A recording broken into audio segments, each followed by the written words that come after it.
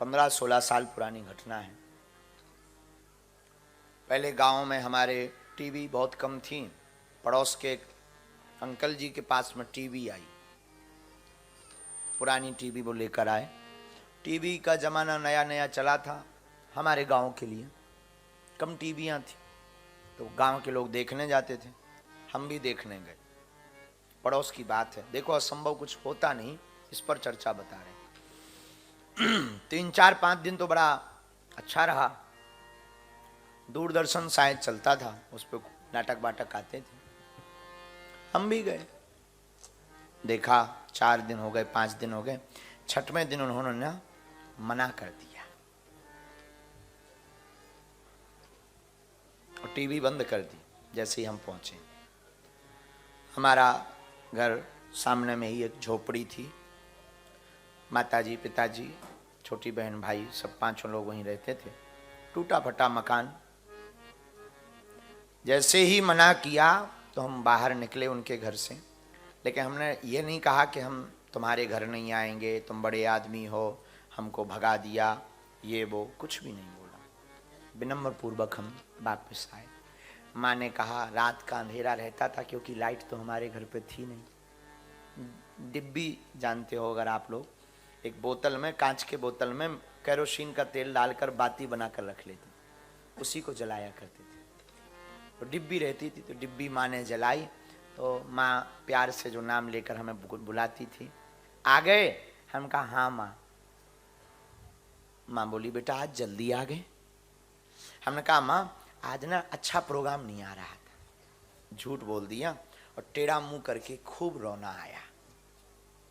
हमारे घर के पीछे एक बापू दरिया, छोटा सा नाला दरिया था, ज्यादा रोना आया तो हमने सोचा चलो पीछे चलते हैं।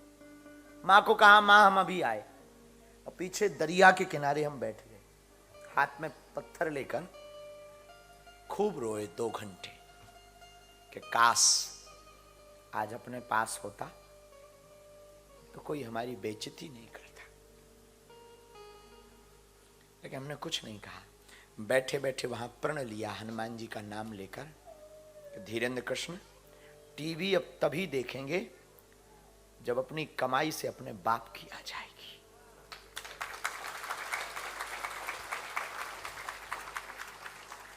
माई बाप कमाई के नाम पर 9-10 साल की हमारी अवस्था रही होगी, लेकिन कर्मकांडी ब्राह्मण हैं हम गांव के, वो होते ना आचार्य पुरोहित, सत्यनारायण बाँचना, पूजा करना, कर्मकांड का काम हमारा।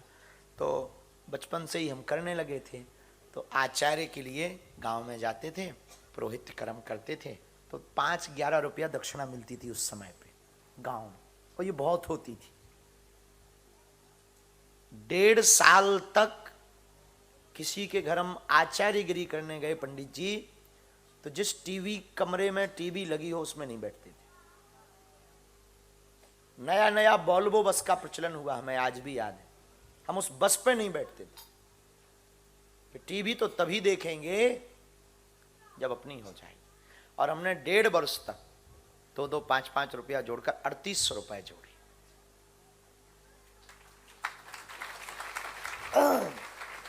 और मैक्स कंपनी की पुरानी टीवी हमने खरीदी, और खरीद करके लाए तो कमरा तो एक ही था, अब उसे लगाएं कहां? तो कमरे के बाहर लगाई, एकदम खुले में। एक टेबल रखी, टेबल के ऊपर उसे रखा, रिसीवर कहलाता था जिसमें चैनल आते थे, वो लाए, लगाए। 1 किलो मिठाई का डब्बा लाए। किस्मत की बात, तब हमारे पास कोई सिद्धि या चमत्कार भी नहीं था ना। किस्मत की बात, अंकल जी की टीवी खराब हो गई।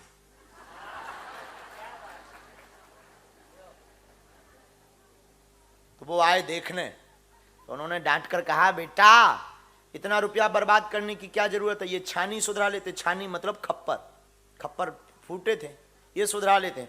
हमने उनको मन ही मन कुछ कह के फेंका, धन्यवाद चाचा। उन्हें समझ में नहीं आया। हमने मन ही मन ये कहा कि ना आप उस दिन हमें भगाते, ना टीवी हो पाती। लेकिन तब भी हमने प्रण नहीं छोड़ा, उनको पहले मिठाई खवाई, उनको गुरु रूप में प्रणाम किया, और उसके बाद फिर प्रण ले लिया कि अब पीछे मुड़कर नहीं देखना है, अब गुरु का सहारा लेकर एक दिन ऐसा आना चाहिए कि ये हमको टीवी पर देखें।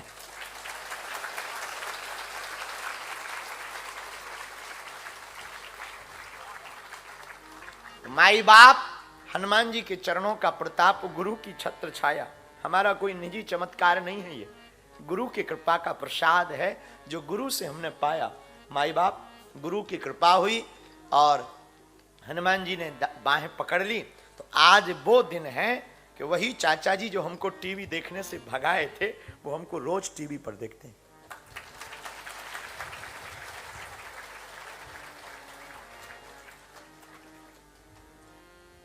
और मेरे पागलों, मैं तुमसे भी कहता हूं, कभी अपने गुरु परमात्मा की शरण मत छोड़ना, तुम भी दुनिया में वो सब पा जाओगे। कुछ भी असंभव नहीं, गुरु कृपा से सब कुछ संभव है।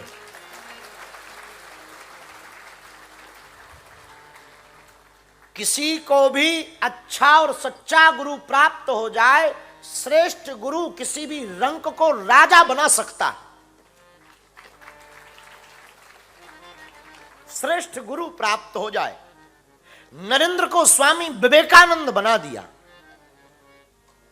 और धीरेंद्र को धीरेंद्र कृष्ण बना दिया। माई बाप, श्रेष्ठ गुरु प्राप्त हो जाए, काम हो जाता है। गुरु वो कुंजी है, उसके पास सभी समस्याओं का पासवर्ड हो।